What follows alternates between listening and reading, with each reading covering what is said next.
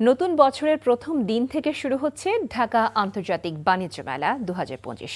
পূর্বাঞ্চলের Bangladesh China friendship exhibition সেন্টারে বুধবার সকাল 10টায় মেলার উদ্বোধন করবেন অন্তর্বর্তীকালীন সরকারের প্রধান উপদেষ্টা ড মোহাম্মদ ইউনূস।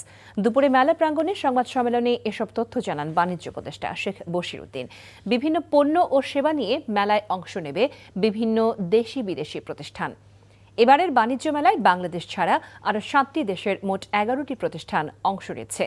মেলায় ক্রেতা দর্শনার্থীদের যাতায়াতের সুবিধার্থে বিআরটিসির ডেডিকেটেড বাস সার্ভিসের ব্যবস্থা থাকবে।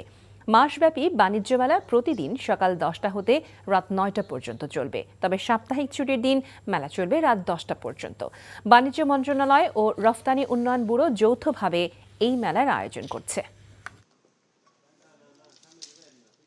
আন্তর্জাতিকভাবে যারা এটাতে অংশগ্রহণ করবেন তারা মাসব্যাপী একটা মেলায় আসার ক্ষেত্রে অনেক সময় একটু অনীহা প্রদর্শন করেন, যেহেতু ওনাদের খরচের একটা বিশাল একটা খরচের বিষয় চলে আসে। এটার নামও সম্ভবত দু একবার পরিবর্তন হয়েছে, বাণিজ্য মেলা, আন্তর্জাতিক বাণিজ্য মেলা, শুধু বাণিজ্য মেলা। সো আমার ধারণা আস্তে আস্তে এটা রূপান্তরিত হবে। এটা যে শেপ ডিজার্ভ করে সেই শেপে একদিন এটা ইনশাল্লাহ যাবে।